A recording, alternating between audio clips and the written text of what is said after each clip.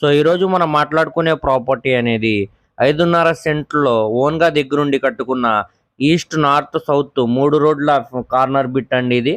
ఇది మొత్తంగా 266 గజాలలో చాలా అందంగా కట్టుకున్న బిల్డింగ్ అండి ఇది. చుట్టూ అంతా కూడా కాంపౌండ్ వాల్ అనేది కన్స్ట్రక్షన్ చేశారండి.